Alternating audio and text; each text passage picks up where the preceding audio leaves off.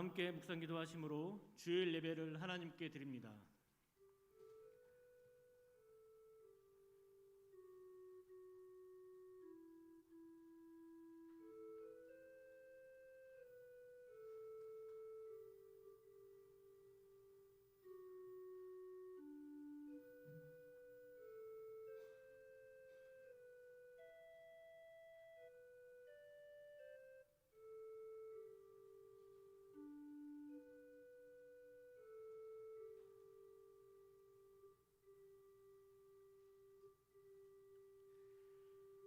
내가 하나님의 제단에 나아가 나의 큰 기쁨이 하나님께 이르리이다. 하나님이여, 나의 하나님이여, 내가 수금으로 주를 찬양하리이다. 아멘.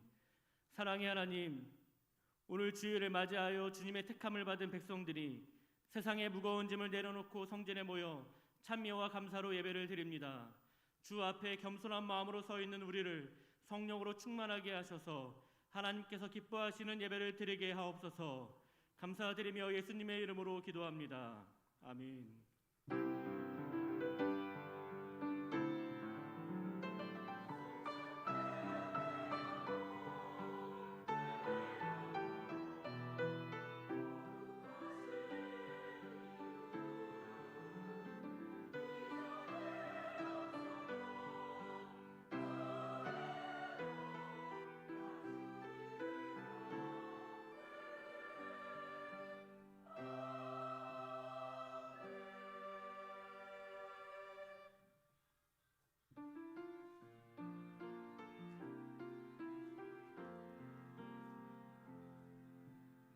삶에 들어온 주님의 말씀이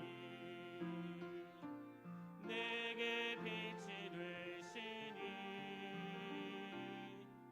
내 삶의 어두운 절망 가운데 소망 보게 하시네. 내 삶에 들어온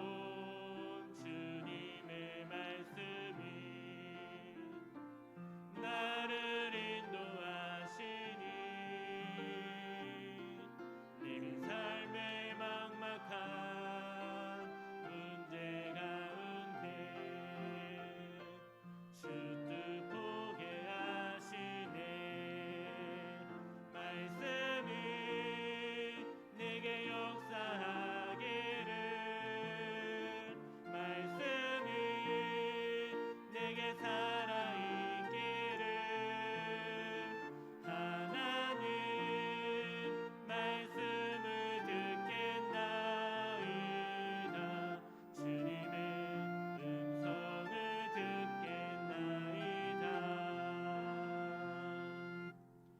우리의 죄들을 침묵 가운데 하나님께 고백합니다.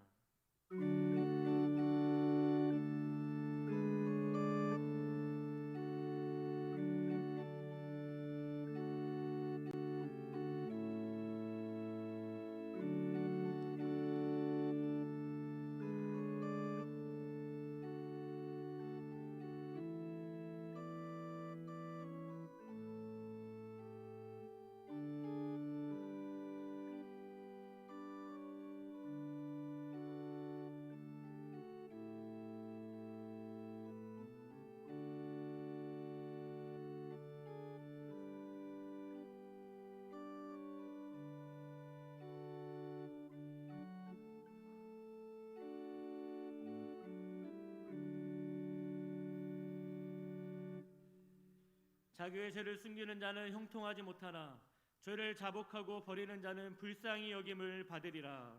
아멘. 사도신경으로 우리의 신앙을 고백합니다. 나는 전능하신 아버지 하나님 천지의 창조주를 믿습니다. 나는 그의 유일하신 아들 우리 주 예수 그리스도를 믿습니다. 그는 성령으로 잉태되어 동정녀 마리아에게서 나시고 본디오 빌라도에게 고난을 받아 십자가에 못 박혀 죽으시고 장사된 지 사흘 만에 죽은 자 가운데서 다시 살아나셨으며 하늘에 오르시어 전능하신 아버지 하나님 우편에 앉아 계시다가 거기로부터 살아있는 자와 죽은 자를 심판하러 오십니다. 나는 성령을 믿으며 거룩한 공교회와 성도의 교제와 죄를 용서받는 것과 몸의 부활과 영생을 믿습니다. 아멘.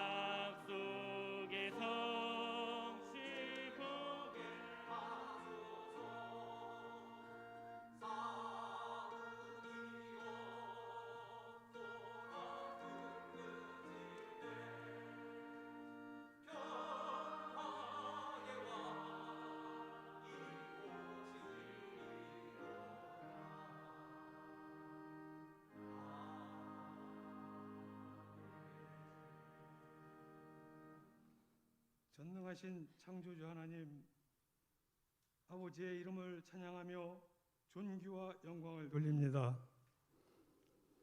주께서 정하신 이날을 기억하게 하시고 예배의 자리로 인도하신 하나님께 감사드립니다. 이 시간 주의 성령이 이곳에 계시니 우리의 마음과 생각과 정신을 온전히 하나님께로 향하여 바르고 참된 예배자로 서기를 원합니다. 그리고 주의 종을 통해 선포되는 하나님의 말씀을 잘 듣고 우리 마음속 깊이 새기어 세상 살아가는 동안 넘어지지 않고 주님의 뜻을 따르는 성도들 되게 하여 주옵소서. 우리의 모든 죄와 허물을 용서하여 주시고 병든 마음과 상한 심령을 치료하여 주옵소서. 육신의 병마로 고통당하는 성도들 기억하시고 성령님이 저들에게 함께 하셔서 끝까지 하나님을 신뢰하며 믿음으로 주님을 바라보게 하여 주옵소서. 전능하신 하나님, 곤지암 교회가 이 시대에 우리를 향한 하나님의 뜻이 무엇인지 깨닫기를 원합니다. 주님의 뜻을 따라 순종하며 협력하는 사랑의 공동체가 되길 원합니다. 이웃의 아픔을 돌아보며 어려움 속에 고통받는 이들을 위로해주고 빛으로 오신 예수님의 복음을 전하는 성도들이 되기를 원합니다. 우리의 언행 심사를 주장하여 주셔서 이웃에게 형제에게 해가 되지 않게 하시고 사랑하며 격려하고 베풀고 섬기는 마음을 갖게 하여 주옵소서. 우리 교회에 여러 부서와 기관들과 세워진 일꾼들이 많이 있습니다. 모두가 주어진 일에 충성할 수 있도록 믿음을 더하여 주시고 서로 격려하며 한 몸 된 지체로서 각자 맡겨진 역할에 최선을 다해 하나님께 영광 돌리는 곤지암 교회가 되게 하여 주옵소서. 교회 학교 위에도 함께 하셔서 아이들이 믿음으로 잘 성장하여 이 땅에 하나님의 나라를 세워나가는데 귀하게 쓰임받는 주의 자녀들 되게 하여 주옵소서. 자비로우신 하나님, 이 땅 위에 확산되어 있는 코로나 전염병으로 인해 사람들이 고통을 당하고 어려움을 겪고 있습니다. 이 사태가 어서 속히 진정되게 해주시고 평화와 안정을 찾게 하옵소서. 이 나라와 민족을 기억하여 주셔서 지금은 정치, 경제, 사회적으로 어려운 가운데 있고 대통령 선거일이 얼마 남지 않았습니다. 진정 하나님을 두려워하며 민심을 잘 돌아보는 지혜로운 대통령이 세워져 위정자들과 함께 어려운 시국을 잘 이끌어 나가도록 인도하여 주시고, 북한에 있는 동포들을 긍휼히 보시고 복음의 자유가 없이 얽매여 있으니 어서 속히 평화통일국가로 하나가 되게 축복하시고, 북녘 땅에도 복음이 전파되어 많은 사람들이 구원을 얻게 하여 주옵소서. 오늘도 이 땅에 주의 이름으로 세워진 모든 교회들 위해 은혜를 베푸시고 평강과 사랑이 넘치는 복된 주일이 되도록 축복하여 주옵소서. 찬양대의 찬양이 온전히 하나님께만 영광 돌려지길 원하며 이 모든 말씀을 거룩하신 예수님의 이름으로 기도드립니다. 아멘.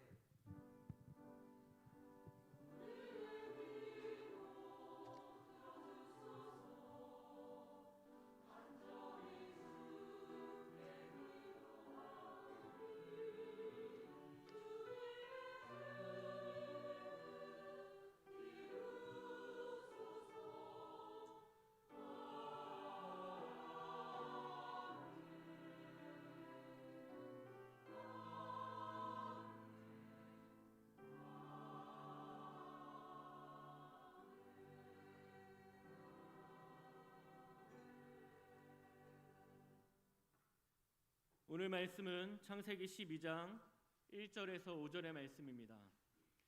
구약성경 14면에 있는 창세기 12장 1절에서 5절의 말씀입니다. 하나님의 말씀을 봉독할 때 하나님의 음성을 들으시기 바랍니다. 여호와께서 아브라함에게 이르시되 너는 너의 고향과 친척과 아버지의 집을 떠나 내가 내게 보여줄 땅으로 가라.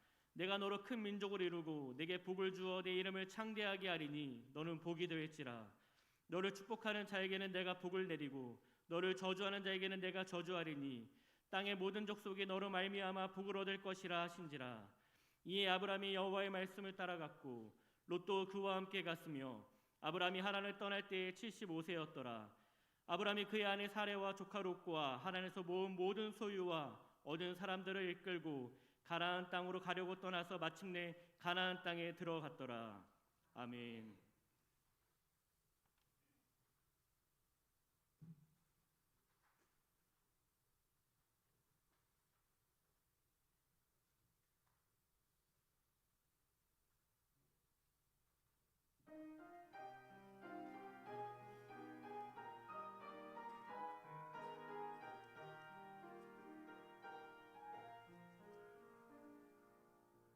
지물 때가 있고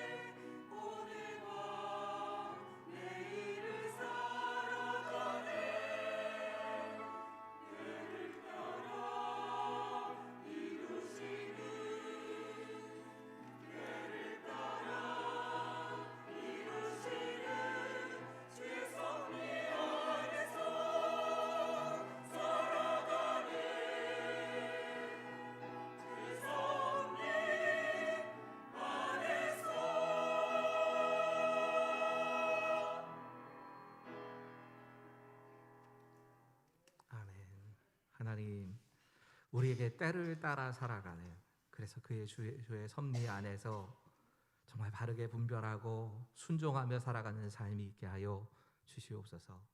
이제 하나님의 말씀 앞에 나의 생각과 뜻과 감정을 내려놓고 하나님의 생각으로, 하나님의 마음으로, 하나님의 뜻으로 갈아 끼워지는 그런 시간 될 수 있도록 성령께서 이 시간 우리의 생각, 감정, 뜻을 다 다스려 주시기를 구하며 예수님의 이름으로 감사하며 기도하옵나이다. 아멘. 언제가 책에서 이 트위스터 헤드라고 하는 미용실을 운영하고 계신 CEO인 신민영 씨의 이야기를 읽어보게 됐습니다. 이 신민영 씨는 어린 시절에 외국어 고등학교를 정말 어렵게 들어갔답니다. 네, 외국어 고등학교 들어가 보니까 그 어려운 시험을 통과해서 그 공부를 하기 위해서 오는 학생들이 별로 의욕이 없는 것 같더랍니다. 기대하기에는 정말 열심히 공부하는 아이들 사이에서 내가 경쟁을 하겠다 생각을 했는데 정말 전혀 학업에는 관심이 없어 보이는 아이들이 생각보다 많이 있더랍니다. 특히나 자신의 짝이 무슨 나사 하나가 풀려있는 애 같더랍니다. 얘가 학교에 오자마자 책상에 엎드려가지고 자는데 12시가 될 때까지, 점심 먹기 전까지 잔다랍니다. 그리고 점심 먹고 나서는 어딘가로 사라져버리는 겁니다. 짝이니까 늘 보지 않습니까? 늘 전교 꼴등에다가 뭐 진학을 할 생각은 아예 하지도 않고 그렇게 살더랍니다. 10년 후에 자기도 이제 미용실의 그 대표가 됐고 친구들과의 동창회를 열게 됐는데 동창회 자리에 그 짝이 나온 겁니다. 근데 처음에 몰라봤답니다. 너무 달라서 얘가 진짜 걔가 맞나 싶더랍니다. 이 아이의 소개를 하는 걸 들어봤더니 한 광고 대행사의 대표가 되어가지고 뭐 자기 전교에 1등, 2등 하던 아이들 걔들보다도 훨씬 소위 말하는 이 재정적으로는 훨씬 많이 돈을 버는 그런 사람이 돼 있더라는 겁니다. 근데 더 특이했던 건 뭐냐면 그 아이의 얼굴과 태도가 너무 달라진 겁니다. 아무런 의욕도 없이 그냥 나사 빠진 아이처럼 보이던 그 아이의 눈빛이 달라지고 자신감이 넘치고 태도에 딱 이 틀이 달라졌는데 뭔가 진짜 확실히 달라졌더랍니다. 아무도 용기를 내서 이 친구하고 그다지 친하지도 않았으니까 왜 그렇게 변했는가를 묻지를 못했는데 자기가 짝이었으니까 신민혁 씨가 이 친구한테 물어봤답니다. 야, 그때 왜 그랬냐? 자기하고 공부하던 그 시절에, 고등학교 시절에 왜 그렇게 나사 빠진 아이처럼 살았냐? 라고 질문을 한 겁니다. 그랬더니 이 짝이 기가 막힌 대답을 합니다. 이렇게 얘기를 하더랍니다. 그땐 목표가 없었어. 이게 그냥 답이었던 겁니다. 목표 없이 살아가다 보니까 어딘가 진짜 나사 빠진 것처럼 뭐 별로 관심도 없고 모든 일에는 그냥 심드렁하게 대하고 뭔가 말을 해야 될 때면 불평불만만 가득 차 있고 이런 아이처럼 보였는데 삶의 목표를 발견하고 나니까 완전히 삶이 달라졌다고 얘기를 한 겁니다. 여러분, 오늘 본문은 하나님이 주신 목표, 하나님이 주신 삶의 목표를 발견하고 달려간 그 사람의 처음 출발점에 대한 이야기를 담고 있습니다. 우리가 잘 아는 믿음의 사람 아브라함 이야기입니다. 그리고 그 아브라함의 인생에 하나님의 음성을 듣고 출발한 그 시간의 이야기를 오늘 4절에 이렇게 말씀합니다. 함께 읽겠습니다. 시작. 이에 아브라함이 여호와의 말씀을 따라갔고 롯도 그와 함께 갔으며 아브라함이 하란을 떠날 때에 75세였더라.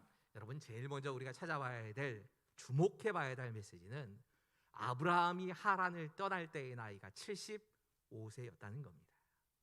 여러분, 이 본문이 이야기하는 첫 메시지가 그래서 바로 이런 뜻입니다. 하나님의 부르심에는 나이가 장애가 되지 않습니다. 우리의 나이가 장애가 더 이상 되지 않습니다. 제가 꽤 오랜 시간 동안 청년들을 대상으로 목회를 했었기 때문에 청년들과 상담을 하거나 혹은 아니면 청년들의 좀 어린 청년들은 비전을 찾게 하는 것이 참 중요한 과제다 생각을 해서 처음 대학에 들어오거나 아니면 신입생들이 오면 비전 스쿨을 따로 열어가지고 어떻게 하면 하나님께서 나에게 주신 꿈을 발견하게 할 수 있을까, 뭐 이런 비전에 대한 그 강의나 이 학교들을 꽤 열심히 했던 기억이 납니다. 그러다 보니까 제가 그런 전문가가 사실은 아닌데 주변의 청년들 가운데 조금 나이가 든 청년들도 어떻게 하면 하나님이 주신 비전을 찾을 수 있을까 라는 고민을 가지고 저를 찾아와서 상담을 하곤 했습니다. 근데 상담을 할 때면 제가 꼭 나이를 물어봤습니다. 나이를 물으면서 한 35세쯤 되면, 30대 중반이 되면 그런 사람들에게는 이 비전을 찾기 위한 과정에 대한 이야기를 하기보다는 지금 당신이 있는 그 자리가 하나님이 나에게 주신 사명의 자리라고 생각해라. 그리고 그 일 속에서 내가 하나님의 뜻을 어떻게 이룰지, 하나님의 나라에 어떻게 도움이 될지, 이걸 생각하고서 진로를 그냥 결정해라. 계속적으로 그 길을 갔으면 좋겠다. 이렇게 이야기를 주로 했었습니다. 근데 오늘 이 신민영 씨의 이야기를 읽다가 제가 틀렸다는 걸 알았습니다. 이 신민영이라고 하는 친구의 이 글을 처음 보았던 때가 29살의 나이에 미용실에 이 사장이 되어 있던, CEO가 됐던 겁니다. 근데 이 친구가 그렇게 끝이 난 게 아니라 국회의원 보좌관으로 또 사법고시를 공부해가지고 사법고시를 패스한 겁니다. 그럼 법관이 됐을 것 같은데, 또 이 친구가 다른 도전을 해가지고 연예기획사의 연예 홍보기획사죠, 정확하게 말하자면 홍보기획사의 사장이라고 하는 직함을 가지고 지금 일을 하고 있는 걸 알았습니다. 아, 지금 이 시대에는 참 많은, 내가 30대 40대가 되어도 새로운 직업과 새로운 것에 도전할 수 있는 그런 시기로구나 하는 것을 그 친구의 이야기를 조사하면서 깨닫게 된 겁니다. 여러분, 아브라함에게 지금 하나님께서 그를 부르신 시기가 참 희한합니다. 그의 나이 75세입니다. 새로운 인생을 계획한다는 건 무모해 보이는 때입니다. 요즘 우리가 100세 시대를 살고 있다고 하지만 아브라함의 시대는 그런 시대는 아닐 거거든요. 뭐 지금 절반 이상은 지금 지나왔을 겁니다. 최소한 75세면 인생을 정리해야 될 때 아닙니까? 그런 나이대에 하나님께서 오셔서 그에게 하나님의 주시는 목표, 비전을 주시고, 그리고 그의 인생이 이후로 100년 동안 더 삽니다. 여러분, 하나님이 주시는 목표가 있기 때문에 100년을 더 살았다, 이게 아니고요. 하나님께서 맡기신 사명을 담당하기 위해서 하나님께서 그에게 필요한 시간이 이만큼 있었던 겁니다. 그 100년의 시간 동안 하나님의 꿈을 이루면서 계속 살아간 겁니다. 우리 어른들 가운데, 어른들이 자주 하시는 말씀 가운데 이런 말이지요. 늦었다고 생각할 때가 제일 빠른 때다. 지금 좀 늦었어 라고 깨달은 때가 늦은 시기라고만 생각되지만, 깨달은 그 순간이 사실은 제일 빠른 때라는 겁니다. 무언가 시도해 볼 수 있는 때다, 이렇게 얘기를 하는 겁니다. 모든 경우에 그 말이 맞는 거 아닙니다. 오해하지 마십시오. 하나님께서 우리에게 주시는 꿈에 대해서, 하나님께서 우리에게 주시는 사명에 대해서 이야기할 때는 이 말이 맞는 겁니다. 여러분, 하나님께서 우리에게 어떤 일을 이루려고 하실 때에, 필요하신 하나님의 일을 이루려고 하실 때에 우리의 나이가 장애가 안 된다는 얘기입니다. 이 말은 우리의 환경도 장애가 안 된다고 말씀하시는 겁니다. 우리는 스스로 생각을 합니다. 내가 너무 나이가 많아서, 내 환경이 이런데, 내 학력이 이런데, 내 주변의 상황이 이런데, 내가 하나님께서 이런 일 하라 하실 때 그 일 내가 어떻게 감당해? 나는 그거 못해. 그게 아니라는 겁니다. 하나님이 맡기신 이 일에는 깨닫는 때가 가장 빠른 때입니다. 그때가 가장 쉽게 할 수 있는 때가 되는 겁니다. 믿음으로 산다 하는 것은 사실은 하나님이 말씀하시면 그 말씀에 순종하며 사는 겁니다. 오늘 본문 말씀을 읽다 보면 1절부터 4절까지 하나님이 쭉 말씀하시는데, 1절부터 4절까지의 강조되는 표현들이 몇 가지가 있습니다. 그 중에 하나는 내가라는 말입니다. 여기 내가라는 말은 하나님이란 뜻입니다. 하나님께서 이 말을 계속 반복해서 말씀하십니다. 이 말씀을 하시는 진짜 이유는 내가 너를 이런 사람으로 만들어 간다는 얘기 하시는 겁니다. 우리는 위대한 사람, 위대한 신앙의 인물들도 살펴보면서 이 사람에게서 이런 걸 배워야 돼 하는 관점에서 성경을 많이 읽습니다.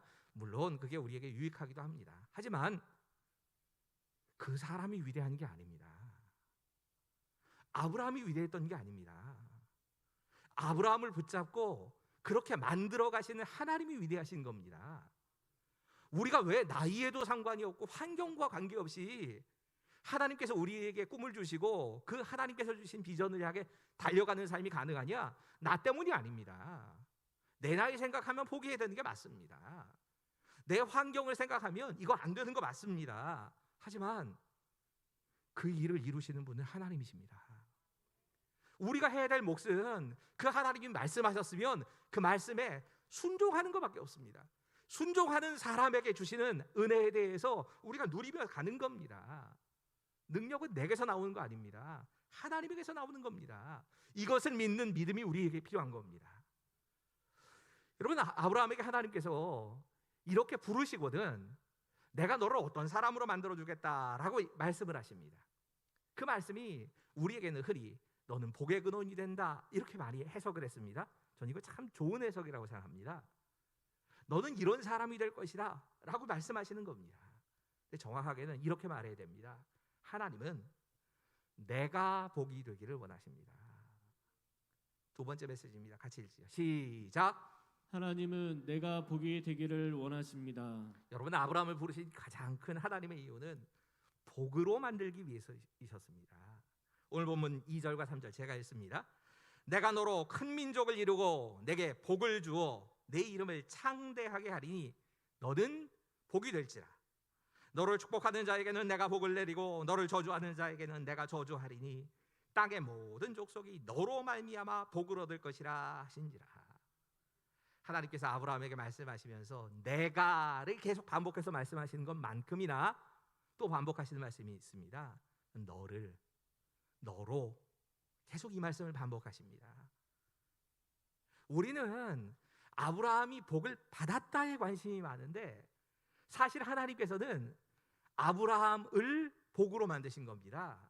이렇게 말씀하시지요. 너는 복이 되리라. 내가 복을 받을 것이라가 아닙니다. 내가 복이 된다고 말씀하십니다. 그래서 예전에 이 설교를 들으시면서 많은 분들이 하나님께서 우리에게 원하시는 건 복의 통로가 되기를 원하신다 이렇게 표현하는 말씀을 많이 들으셨을 겁니다. 맞는 해석입니다. 복의 통로에게는 분명히 복이 부어집니다. 하나님이 주신 복을 누리고 삽니다. 하지만 그게 전부가 아닙니다. 내가 통로가 돼서 나를 통해서 다른 사람들이 복을 얻게 하는 겁니다. 수많은 사람들이 나 때문에 복받게 하는 인생, 이게 하나님께서 우리를 부르신 이유입니다. 많은 경우에 우리가 하나님이 어떤 사람을 선택하셨다 그러면 선택된 다른 사람들, 선택받지 못한 다른 사람들은 버리셨다고 착각을 합니다. 그런 뜻이 아닙니다. 하나님은 나를 선택하시고 선택한 나를 통해서 다른 사람들도 복받게 하기를 원하십니다. 그래서 우리를 부르신 겁니다. 쉽게 예를 들면 이렇게 예를 들면 될 겁니다. 믿지 않는 가정에 나 혼자 신앙을 갖게 됐습니다. 나 혼자 믿음을 가지게 됐습니다. 근데 신앙생활을 하다 보니까 처음 출발하자마자 바로 큰 반대를 받습니다. 여러분, 신앙생활 처음 출발하려고 하면 주변의 반대가 만만치 않습니다. 다른 사람들도 아니라 나를 가장 잘 이해해주고 사랑해줄 것 같은 내 가족들이 핍박하기 시작합니다. 다른 때는 가만히 있습니다. 근데 신앙에 대한 이야기만 나오면 핍박을 하는 겁니다. 이런 경우를 계속 우리가 당합니다. 근데 그럴 때 우리가 뭐라고 생각하느냐? 야, 가족들이 너무 심하게 반대하는데 내가 조용히 가족들 모르게 나 혼자만 신앙생활 잘하는 사람 그렇게 돼야 되겠다. 그리고 조금 더 나아가면 가족들이 이제는 반대는 하지 않네. 이 정도면 됐지 뭐. 우리가 이렇게 생각을 합니다. 그런데 하나님께서 우리를 믿지 않는 가정에서 믿음을 처음 갖게 하신 진짜 하나님의 목적이 뭔가를 생각하면 그러면 안 되는 겁니다. 하나님은 나를 구원하시고 나를 통해서 내 주변에 있는 특별히 내 가족들에게 복음이 증거되기를 원하시는 겁니다. 이게 복의 근원이 되는 겁니다. 이 복의 근원이 되는 과정이 수없이 많은 핍박과 어려움들이 같이 있는 겁니다. 그 과정들을 통해서 예수 믿는 사람들은 저렇게 사는구나. 하나님을 의지하며 살면서는 저게 하나님 의지하며 사는 모습이구나. 이 모습을 핍박 가운데서 믿지 않는 내 주변의 사람들에게 보여주고 있는 겁니다.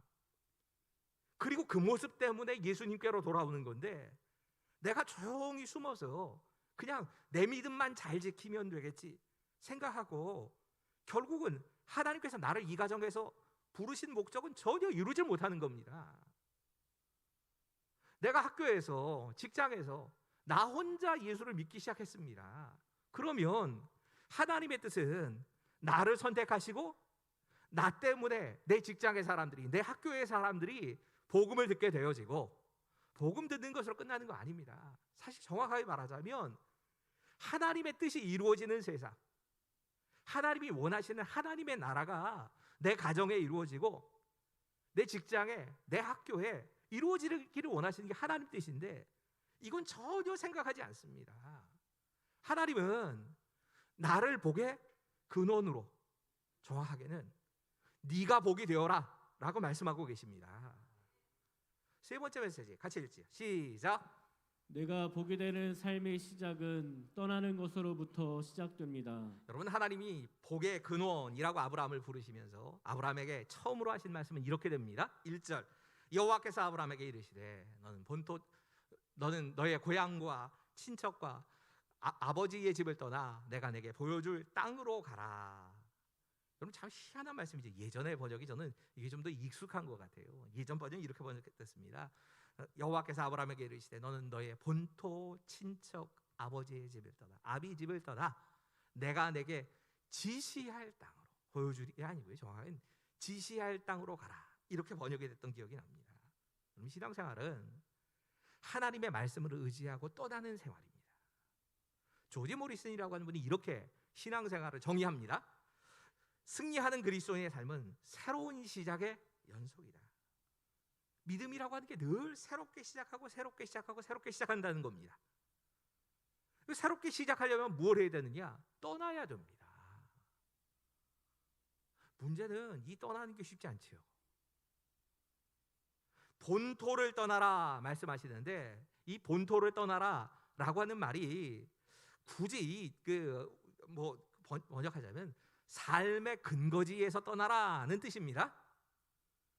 삶의 근거지에서 떠나라는 말이 굳이 우리가 제일 쉽게 그래도 이해하기 쉬운 말이 뭘까 생각해 보면 학연과 지연을 끊어라라는 말씀입니다. 우리가 지금 2000년대를 살고 있지 않습니까? 21세기를 산다고 하는데 21세기에도 곧 우리 대선 앞으로 가까이 왔지 않습니까? 한 달 남았는데 대선 가까이 오면 꼭 그 여론 조사를 하면서 몇몇 가지 항목을 조사합니다. 예를 들면 10대는 누구를 지지하고 60대는 누구를 지지하고 30대 40대는 어떤 사람을 더 지지하고 있고, 또 이런 것만 하는 거 아니지 않습니까?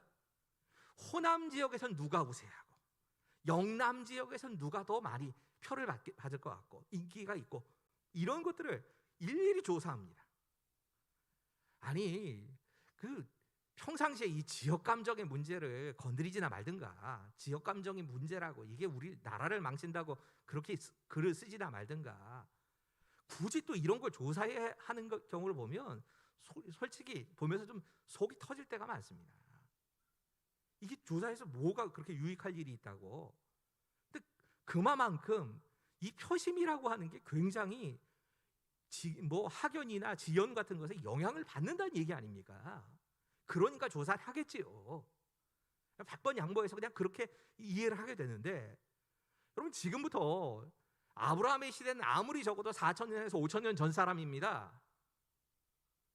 4,5,000년 전에 자신을 둘러싸고 있는 그 사람들 삶의 근거지를 떠난다고 하는 것, 학연을 끊고 지연을 끊고 떠난다고 하는 건 죽으라는 얘기 같았을 겁니다.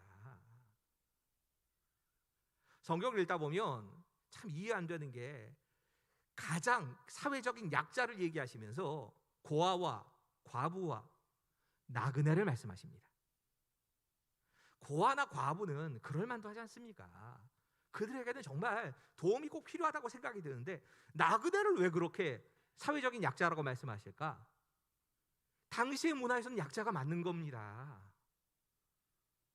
누군가 그 사람에게 해코지를 해도 그 사람을 도와줄 사람이 나그네에게는 없는 겁니다. 그러니까 얼마든지 그 사람을 약탈하기도 하고 생명을 끊어놓기도 하고 별짓을 다 해도 나 그대는 보호를 받지 못합니다. 근데 하나님께서 자기가 삶의 근거지를 삼고 있던 거기서 떠나서 자기 아는 사람들 다 놔두고 떠나라 하시니 이게 보통 쉽지는 않은 일일 겁니다. 또 문제는 친척 아버지의 집을 떠나랍니다. 친척 아버지의 집, 우리 굳이 이야기하자면 혈연이겠지요. 혈연 관계를 끊어라. 이건 오해하지 마십시오. 우리가 예수 믿지 않는 가정에서 자라서, 그리고 그 예수 믿지 않는 가정에서 신앙생활 제대로 하려고 하면 그 부모님의 집에서 떨어져 나와서 그렇게 독립해서 신앙생활을 해야 된다, 그런 뜻 아닙니다. 그렇게 적용하시면 안 됩니다. 만약에 그렇게 적용하신다면 하나님이 나를 복의 근원으로 부르셨다는 걸 놓치고 있는 겁니다. 나를 거기에서 부르시고 그곳에서 신앙생활을 하게 하시는 겁니다. 여기 혈연이라고 하는 거는 그들에게는 지금 이 시대의 상황에서는 가장 의지할 수 있는 관계입니다. 이걸 떨쳐내라는 겁니다. 하나님이 진짜 이 본토 친척 아비집을 떠나라는 말씀을 통해서 진짜 하시려고 하는 건 이겁니다. 우리에게 우리가 지금까지 의지해오던 모든 것, 그 모든 것에 대해서 다 버려라. 그리고 새롭게 시작해라. 나를 보호해주던 모든 안전장치들, 나의 안정감의 근원이 되는 그 모든 것, 이거 붙잡고 의지하던 데서 떠나는 것에서부터 신앙생활이 시작된다는 겁니다. 여러분, 우리가 신앙생활을 시작한다 하지만 사실은 이걸 못 놓고 떠납니다. 떠나지 않고 새로운 것만 바랍니다. 몸은 씻지 않았는데 옷만 새 옷으로 갈아입으면 된다고 생각을 합니다. 사실 몸에서 냄새가 나고 몸이 더러워서 옷이 더럽혀지고 있는데 밖에 있는 더럽혀진 옷만 벗으면 뭔가 달라질 거라고 생각을 합니다. 근데 하나님은 우리에게 떠나는 것부터 시작된다고 말씀하십니다. 벗어버리는 것부터, 씻는 것부터, 끊어내는 것부터 시작이 된다고 말씀하십니다. 지금까지 내가 가장 의지하고 나에게 안정감을 주던 거기서부터 떠나라 말씀하시는 겁니다. 근데 문제는 이 떠나는 과정이 또 이해가 잘 안 됩니다. 여러분, 어딘가에서 떠난다 하는 말은 출발을 해서 어딘가에 도착한다는 얘기입니다. 출발점이 있고 도착지가 있다는 얘기입니다. 출발점에서 떠나는 것 자체가 먼저 문제가 됩니다. 하나님이 어디서부터 떠나라고 하시냐? 갈대아 우르에서부터 떠나라고 하십니다. 근데 이 이야기를, 이 아브라함의 이야기를 스데반이 순교하기 직전에 이 아브라함이 어떻게 떠나는가를 설교를 통해서 이렇게 이야기를 합니다. 사도행전 7장 2절과 3절 말씀 같이 읽으시죠. 시작. 스데반이 이르되 여러분 부영들이여 들으소서. 우리 조상 아브라함이 하란에 있기 전 메소포타미아에 있을 때 영광의 하나님이 그에게 보여 이르시되 내 고향과 친척을 떠나 내가 내게 보일 땅으로 가라 하시니. 여러분, 지금 떠나는 땅은 메소포타미아라고 말씀합니다. 세계 4대 문명 가운데 하나라고 불리는 메소포타미아 문명이 시작된 것, 그곳에 갈대아 우르가 있습니다. 지난주에 이 갈대아 우르에 대해서 잠깐 말씀드렸지요. 달의 신이라고 하는 난나라고 하는 신을 섬기던 우상 숭배의 본거지가 맞습니다. 우상을 섬기는 것 때문에 많이 타락해 있는 도시가 많습니다. 근데 동시에 이곳은 당시에는 최고의 문명이 발달했던 장소입니다. 지난주 말씀드렸던 것처럼 인구가 30만입니다. 지금의 인구 1000만에 가까운 그런 도시라고 생각하시면 됩니다. 당시 고대에는 그렇게 많이 사람들이 모이질 않았습니다. 인도까지 무역을 합니다. 아시아와 유럽까지 이 무역의 통로가 되었던 장소가 이 갈대아 우르였습니다. 문명이 얼마나 발달했는지를 보여주는 아주 단적인 증거 하나가 당시에 수세식 화장실을 썼습니다. 4,5천 년 전에.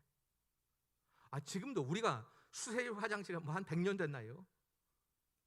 쓴 지 얼마 안 됐는데 4,5천 년 전에 수세식 화장실을 쓸 만큼 공중위생이나 상하수도 관리나 이런 게 다 되던 그런 곳에서부터 하나님이 떠나라고 하시는 겁니다.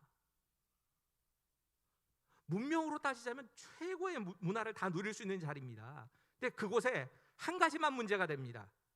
거기 머물러 있으면 신앙엔 해가 됩니다. 그러니까 하나님이 지금 말씀하시는 게 이겁니다. 내 육신에는 너무너무 풍요합니다. 좋은 환경입니다. 하지만 내 영혼을 위해서는 타협해서는 안 되네. 그 일 하지 말라고 하시는 겁니다. 거기선 떠나라고 말씀하시는 겁니다. 요즘 군대는 참 많이 달라졌더라고요. 아들놈 군대 보내놓고 나니까 야, 옛날 군대하고 많이 다르구나 하는 생각이 종종 듭니다. 근데 이전에 제가 이제 청년들을 지도할 때까지만 해도 꼭 두 가지를 청년들에게 요구를 하곤 했습니다. 군대 들어가기 전에 성경책 하나 꼭 사줍니다. 그 성경책 하나 사주고, 야, 너 몇 년간 신앙생활했어도 성경 한 번도 안 읽었을 거야. 근데 군대에서 성경 읽으면 그 말씀이 그렇게 꿀 같다. 그래서 내 숙제라고 생각을 하고 성경책 사주니까 이 조그마한 그 성경책을 딱 그 품에 늘 들고 다니면서 이 성경을 자꾸 읽어라. 그러면 대체적으로 열심히 읽는 친구들은 이 신약 성경 주로 사주는데, 신약 성경을 훈련소 기간 한 달 기간 정도에 다 읽고 나옵니다. 신병 훈련 끝나고 나면 성경 다 읽었어요. 이런 소리 많이 합니다. 조금 그 잘 안 읽는 친구들이 이 보통 복음서까지는 읽고 옵니다. 그리고 와서 목사님 복음서까지 다 읽었습니다. 근데 그리고 나면 두 번째 주문을 하는데, 뭘 주문하냐면, 야, 틀림없이 너 자대 배치를 받으면 더 신앙생활하기가 어려운데 자대 배치 받고 제일 처음에 네가 크리스찬이라고 하는 걸 밝힐 수 있는 제일 좋은 방법이 술 마시는 걸 거절해라. 제가 그 청년들 지도할 때 사실 술에 대해서, 술, 담배에 대해서 이걸 죄라고 가르치지 않습니다. 사실 이것이 맞을 겁니다. 기호이고 우리에게는 그게 피하는 게 좋긴 하지만, 특히나 담배 같은 것이 다른 사람에게 해를 끼치기 때문에 피해야 되는 게 맞지만, 술, 담배를 저는 죄라고 안 가르쳤습니다. 성경이 그렇게 말씀 안 하니까 그냥 그대로 가르쳤습니다. 그런데 굳이 군대 가는 친구들에게는 어떤 일이 있어도 술 안 마셔야 된다라고 강조를 합니다. 그리고 술 안 마시면 틀림없이 너 고참들에게 술 안 마신다는 것 때문에 좀 맞는다, 그것 때문에 좀 괴롭힘을 당할 거다 하는 걸 분명히 가르쳐 줍니다.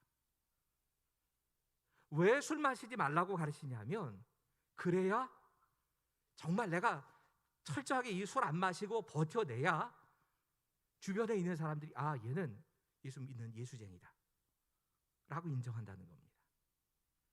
그래야 복의 통로로 역할을 감당하고, 그래야 군대 안에서도 전도도 하고 하나님의 뜻을 이룰 수 있는 사람이 되기 때문에 꼭 지켜야 된다라고 가르치는 겁니다. 여러분, 우리가 직장에서 생활을 하든 다른 생활을 하든 타협하지 않아야 될 문제들이 있습니다. 사실 저도 잘 모르기 때문에 이게 타협인지 아닌지 모르고 때로는 그냥 해버리는 경우가 있긴 합니다. 근데 분명하게 안다면, 이것이 분명히 하나님이 원치 않으시는 일이다, 그냥 예라고 하면 다른 건 다 편해지지만, 신앙에는 문제가 되는 그 일에 대해서는 no라고 말하라는 겁니다. 떠나라고 하시는 겁니다. 여러분, 이 떠난다라고 하는 표현이 떠나서 다시는 돌아가지 않는다라는 뜻이 있습니다. 한 번 떠나고 다시 돌아가는 게 아니고, 끊어냈으면 이제 다시 돌아가지 않는 겁니다. 떠나야 될 곳을 이렇게 말씀하셨다면 이제 가야 될 곳 있지 않습니까? 문제는 가야 될 곳에 대해서는 하나님이 어디라고 말씀을 안 하시는 겁니다. 이게 정말 답답할 겁니다. 가라고는 하시는데, 떠나기는 해야 되는데, 하나님이 가나안 땅으로 가라 이러셨다면 떠났겠지요. 근데 하나님 그렇게 말씀하시지 않으시고, 내가 내게 지시할 땅으로 가라, 내가 너를 가라 보여주는 땅, 가라고 보여주는 땅, 그 땅으로 가라고 말씀하시는 겁니다. 눈에 안 보이는 땅입니다. 지금 떠나는 곳에서는 전혀 보이질 않는 땅입니다. 그 땅 가려고 하면 하나님을 믿지 않고는 못 갑니다. 하나님이 인도하시면 그냥 인도하시는 데 따라서 처벅처벅 걸어가는 겁니다. 어쩌면 내가 지금 있는 이 땅보다도 못한 땅으로 보내실지도 모릅니다. 실제로 가나안 땅이 아브라함에게는 나머지 것들, 신학을 제외하고 나머지 것들에 다 부족했습니다. 때로는 그 땅으로 가는 과정이 너무너무 어려울 수도 있습니다. 근데 결국 그곳이 하나님이 나에게 가라고 하시는 땅이면 진짜 거기가 복된 땅이라고 믿고 가는 겁니다. 스튜어트 케네디라고 하는 분이 이런 글을 씁니다. 믿음이란 증거를 보고 믿는 것이 아니다. 믿음은 결과가 어떻게 나오든지 그것을 감수하고 순종하는 것이다. 결과 모릅니다. 결과는 하나님이 아십니다. 그 과정에 내가 어떤 어려움이 있을지 나도 잘 모릅니다. 딱 하나, 하나님 의지하고 떠나는 게 믿음인 겁니다. 저는 어떤 본문을 대하면 꼭 생각나는 말씀들이나 또 이야기들이 있다고 말씀드리지요. 저는 이 본문을 생각하면 늘 생각나는 말씀은 주의 말씀은 내 발의 등이라는 시편 119편 105절의 말씀입니다. 하나님의 말씀이 내 발의 등이 된다는 말은 내 코앞에 있는 요 앞만 비춰주는 빛이란 얘기입니다. 햇빛이라고 하시면 얼마나 좋습니까? 햇빛이 딱 비춰버리면 모든 게 다 보입니다. 근데 하나님이 햇빛으로 오시는 게 아니라 내 앞에 발걸음을 인도하시는 딱 그 등과 같다는 겁니다. 내가 거창하게 멀리 있는 목표를 보고 달려가는 게 아닙니다. 하나님 저기로 가라고 하셨어. 그러고 뛰는 게 아니고 날마다 한 걸음 한 걸음씩 내 발 앞에 하나님의 말씀이 빛으로 찾아오시는 겁니다. 내가 하나님을 의지하며 따라가면 우리가 믿어야 될 건 이겁니다. 내가 매일매일 읽고 있는 그 말씀을 통해서 하나님이 나를 인도하신다. 내가 기도하는 가운데 하나님께서 주시는 감동을 통해서 나를 인도하고 계시다. 내가 하나님께 정말 의지하고 하나님 뜻대로 살려고 하면 내 주변의 사람들을 통해서, 내 환경을 통해서 하나님이 내 걸음을 조금씩 비춰주시면서 하나님이 원하시는 목적지까지 데려다 놓으신다. 여러분, 주의 말씀을 의지하고 걸어간다는 게 바로 이런 의미인 겁니다. 2022년 올해 한 해 저희가 매주 영유아부에서부터 시작해서 영유아부, 유치부, 초, 중, 고, 청년부, 그리고 장년부에 이르기까지 같은 본문의 말씀으로 지금 말씀이 계속 선포됩니다. 고민을 작년까지 계속 이 장년부의 공과에 맞춰서 설교를 하다가 이게 초등학교부터 이 모든 학년이 같은 본문으로 다 되어 있는데 우리 교단 공과가 그렇게 되어 있습니다. 이 장년부만 딱 맞추면 같은 말씀으로 처음부터 끝까지 다 가는 겁니다. 그렇게 된다면 사실은 이게 이제 신앙교육이 가정 쪽으로 비중이 차지가 된다면 부모들이 그 같은 말씀 묵상하고 같은 말씀 들은 것 가지고, 물론 아이들은 아이들 나름대로 맞춰서 그 설교를 하실 겁니다. 영유아부에 제 설교를 틀어놓으면 애들 다 좁니다. 큰일 납니다. 40분씩 애들이 어떻게 듣겠습니까? 그러니까 거기에 맞춰서 설교를 하시겠지요. 근데 딱 그렇게 말씀을 맞춰서 이 같은 본문을 가지고서 우리가 함께 그 말씀을 묵상하고 있습니다. 말씀을 읽고 듣고 그러고 있는 겁니다. 저는 주로 중고등부의 공과를 참조 많이 합니다. 중고등부 공과, 이번 주 공과를 읽다 보니까 마침 올림픽이 시작돼서 그러든지 2018년 평창 올림픽에 한 가지 그 경기에 대한 이야기가 글로 실려 있는 겁니다. 여러분, 평창 올림픽에서 그래도 한국인들에게 참 많은 그 관심을 끌었던 종목이 몇 개가 있지요. 제일 먼저 생각나시는 게 뭡니까? 예? 예? 쇼트트랙, 컬링, 예, 컬링 얘기 나왔습니다. 이럴 땐 상금 애들 같으면 상품권을 드려야 되는데 지금 그럴 순 없고 이 컬링 하면 제일 생각나는 종목일 겁니다. 우리 교회도 그랬겠지만 유영미 지사님이 특히 그러셨겠지만 영미 그런 바람에 전국에 있는 영미들이 참 괴로웠던 그 종목이 바로 그 컬링입니다. 보시는 저 장면입니다. 이 컬링에 대해서 글을 쓰면서 이 글이 그렇게 쓰인 겁니다. 이 전국의 이 영미 열풍을 일으켰던 이 컬링이라고 하는 이 종목이 비인기 종목에서 은메달까지 따는 그런 과정을 쭉 보게 되면서 이분이 글을 뭐라고 쓰시냐면, 이게 이 팀을 보여주는 게 아니냐. 이 팀의 진짜 역사와 참 많이 닮아 있는 것 같더라.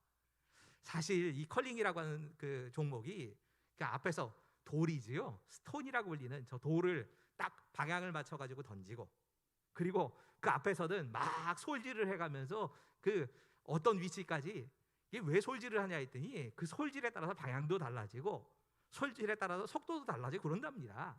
그 앞에 있는 패여 있는 얼음을 이렇게 정리하는 거랍니다. 딱 목적지에다 갖다 놓고, 그리고 진짜 알까기 아닙니까? 진짜 알까기죠. 뒤에 있는 그 팀은 거기에 이 중앙에 딱 차지하고 있는 그 알을 돌을 떨어뜨리기 위해서 던져서 또 밖으로 쳐내기도 하고 뭐 이러면서 경기를 하는 거 아닙니까? 정말 치밀하게 계산을 합니다. 어떤 때는 이 앞에다가 돌을 하나 일부러 놔가지고 다른 팀의 돌이 가지 못하게 방해를 하기도 하고, 또 어떤 경우에는 조금 이 멀리 있다가 그 멀리 있는 돌을 살짝 쳐가지고 가운데로 또 붙이기도 하고, 이렇게 과정을 하는데, 이 모습을 보면서 그 모습이 꼭 그 팀이, 그 팀킴이라고 불렸던 그 팀이 정말 그 겪었던 비인기 종목의 서러움, 그리고 어려움들에 대한 얘기가 쭉 같이 보이는 것 같더랍니다. 미세한 얼음 알갱이들, 그걸 이제 스톤이라고 하는, 그걸 해치고 스톤이라고 하는 돌을 딱 던지기도 하고, 그 스톤을 딱 제자리에 갖다 놨더니 그곳에 다른 스톤이 와가지고 쳐내기도 하고, 이런 과정을 통해서 내가 약속된 장소에 약속된 그 위치에다가 돌을 넣기 위해서 열심히 노력하고 감각을 가지고 방향을 정하고, 그리고 딱 그 목표에다가 스톤을 놓는, 그러면서 결국에는 그 가장 가까이 있는 돌이, 우리 돌이 제일 가까이 있으면 그래서 승리하게 되는 이 모습이, 그 팀이 워낙 어려움을 많이 겪었는데 그 어려움을 다 극복하는 과정 같다라는 겁니다. 생각해 보면 우리가 하나님의 말씀 듣고 믿음으로 걸어가는 길이 그거 아닙니까? 하나님께서 우리에게 말씀하십니다. 아브라함을 부르시는 것처럼 우리를 부르셔서 너 이 방향을 향해 가라 라고 말씀하십니다. 너는 복의 근원이 되라 말씀하십니다. 그리고 그 말씀에 순종해서 내가 하나님이 말씀하셨으니까 믿음으로 떠났습니다.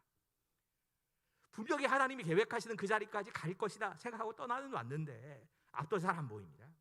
방향을 때로는 잘 모르겠습니다. 근데 그때마다 하나님이 앞에서 말씀을 비춰주셔서 조금씩 갑니다.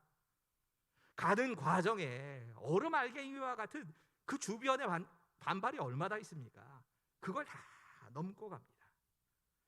겨우 내가 목적지에 다 도달했다 싶었는데 어디선가 날라온 돌멩이가 또 나를 쳐내기도 합니다.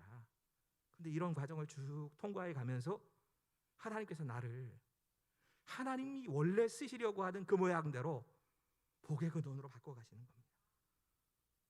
쳐내는 것이 아프다고만 생각하고 내가 이 울퉁불퉁한 길을 꼭 가야 되느냐 생각을 했지만, 방향이 이것이 하나님이 원하시는 방향이다 생각하고 그 방향을 향해서만 가고 열심히 솔질하고, 그리고 도달해 봤더니 하나님이 여기까지 나를 인도하셨구나. 이게 우리의 인생일 것이고 우리의 신앙인 겁니다. 하나님은 오늘 본문을 통해서 우리에게 그런 신앙의 삶에 대해서 말씀하십니다. 오늘 하나님 이렇게 말씀하십니다. 너는 복이 되어라. 기도하겠습니다.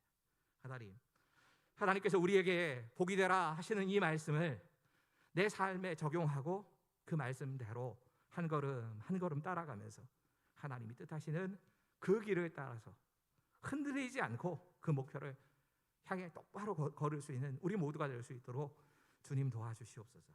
때로는 여러 거친 길을 만나기도 하고 내가 예상하지 못했던 다른 공격을 받아서 튕겨져 나가기도 하고, 그렇게 걸어가지만 하나님 말씀 따라서 걷는 그 길은 결국 하나님께서 책임지실 것을 믿습니다. 우리의 나이도 우리의 형편도 아무 상관없이 내가 하겠다 하신 그 하나님을 의지하고 믿고 순종하게 하시고, 그 하나님께서 우리를 바꾸어 가시는 복이 되는 삶이 우리의 삶에 펼쳐질 수 있도록 도와주실 것 믿으며 예수님 이름으로 감사하며 기도하옵나이다. 아멘.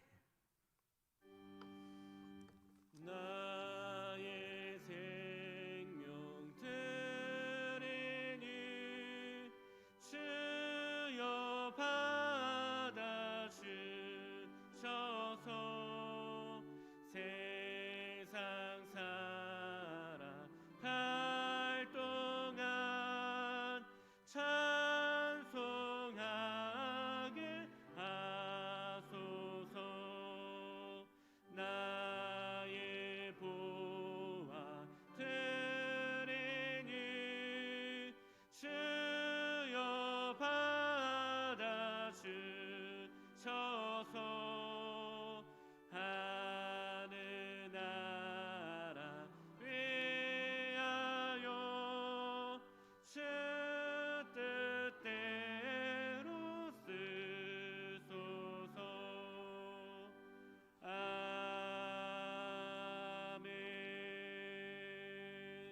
주께서 우리에게 맡기신 그 사명의 자리를 끝까지 믿음으로 잘 감당하며 그 믿음의 자리를 놓치지 않고 주님의 원하시는 복이 되는 그런 삶을 살아낼 수 있도록 우리 안에 역사하여 주시옵소서. 여러 가지 모양으로 우리는 연약하고 부족하지만 그 연약함과 부족함이 하나님을 막을 수는 없다는 사실을 기억하게 하시고 하나님께 의지하고 말씀에 순종하면서 한 걸음 한 걸음 우리 주님과 함께 동행하는 삶이 우리에게 허락될 수 있도록 도와주실 것 믿으며 예수님 이름으로 감사하며 기도하옵나이다. 아멘. 예, 제가 첫 광고는 제가 사람과 관련된 광고는 제가 해야 될 것 같습니다. 지금까지 반주로 수고해 주신 박경 집사님이 오늘까지 반주를 해주시고요. 다음 주부터죠. 실제로는 그 할렐루야 찬양대에 우도영 집사님이 섬기시게 됐습니다. 그냥 두 분 다 그냥 자리에 잠깐만 일어나 주실래요? 박경 집사님, 예, 우도영 집사님 저 뒤에 계십니다. 예, 우리 박수로 좀 격려하시면서 한편으로는 예 수고하셨습니다. 그리고 수고해 주십시오. 안녕하세요. 인사하시고 그냥 자리에 앉겠습니다. 지금 주일 예배이기 때문에. 교회 소식입니다. 주일 오전 예배, 수요 기도회, 새벽 기도회를 대면 예배로 드리고 있습니다. 예배 중 마스크 착용과 예배당에 들어오실 때 참석자 명단을 잘 작성해 주시기를 바랍니다. 주일 오전 예배와 오후 찬양 예배, 수요 기도회, 교회학교 영상이 곤지암교 유튜브에 올라가고 있습니다. 코로나19 예방을 위한 생활 방역 수칙을 계속해서 잘 준수해 주시기를 바랍니다. 온라인 헌금 계좌 안내입니다. 온라인으로 예배를 드리시는 분들은 드리신 예물을 화면에 보이시는 계좌로 보내주시면 됩니다. 신년 교사 강습회가 2월 12일 오전 9시부터 12시 40분까지 줌을 통해 진행합니다. 해당되시는 교역자 및 교사분들은 꼭 참석해 주시기를 바랍니다. 기부금 영수증 신청을 받습니다. 일주일 전에 행정사무실로 미리 신청해 주시기를 바랍니다. 피택 항정제 교육이 3부 예배 후 귀전홀에서 있습니다. 항정제 피택되신 분들은 필수로 참석해 주시기를 바랍니다. 정기당회가 16일 수요 기도회 후 4층 회의실에서 있습니다. 다 함께 2월의 찬양 부르신 후에 담임 목사님 축도로 예배를 마칩니다.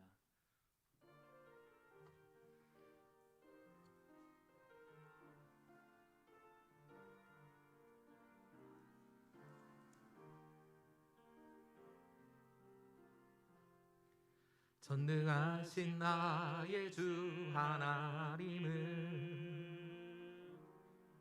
능치 못하실 일 전혀 없네.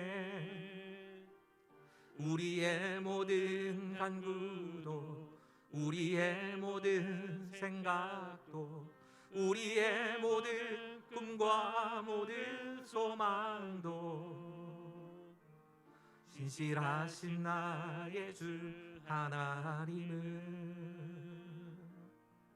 우리의 모든 괴로움 바꿀 수 있네.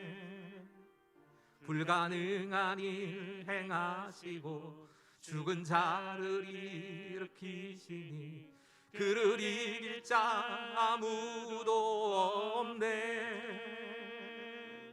주의 말씀 의지하여 깊은 곳에 금을 던져 오늘 그가 놀라운 일을 이루시는 것 보라. 주의 말씀 의지하여 믿음으로 금을 던져 믿는 자에게 능치 못함 없네. 성서 다시 한 번만 찬양하실까요? 전능하신 나의 주 하나님은 능치 못하실 일 전혀 없네. 우리의 모든 간구도 우리의 모든 생각도 우리의 모든 꿈과 모든 소망도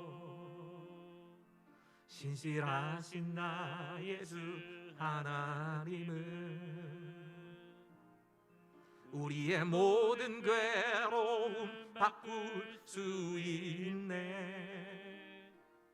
불가능한 일 행하시고 죽은 자를 일으키시니 그를 이길 자 아무도 없네. 주의 말씀 의지하여 깊은 곳에 금을 던져 오늘 그가 놀라 우리를 이루시는 것 보라. 주의 말씀 의지하여 믿음으로 금을 던져 믿는 자에게 능치 못함. 주님의 말씀을 의지하여 주의 말씀 의지하여 깊은 곳에 금을 던져 오늘 그가 놀라 우리를 이루시는 것 보라. 주의 말씀 의지하여 믿음으로 금을 던져 믿는 자에게 능치 못함 없네. 이제는 우리 구주 예수 그리스도의 은혜와 하나님의 사랑하심과 성령의 감화감동 역사 교통하심이 이 자리에 함께 참여하며 이 예배 가운데서 하나님 앞에 믿음으로 결단한 모든 사랑하는 성도들과 여러 가지 형편 때문에 영상을 통하여 참여하고 하나님의 은혜를 구하고 있는 그 사랑하는 하나님을 사랑하고 이 예배를 사모하는 모든 예수 그리스도의 지체들 한 분 한 분 가운데도 우리가 서 있는 그 자리, 그것이 가정이 되었건 학교가 되었건 직장이 되었건 그곳에서 빛과 소금으로 복의 통로로 살아갈 우리 모두 가운데 지금부터 영원까지 함께 하시기를 간절히 축원하옵나이다.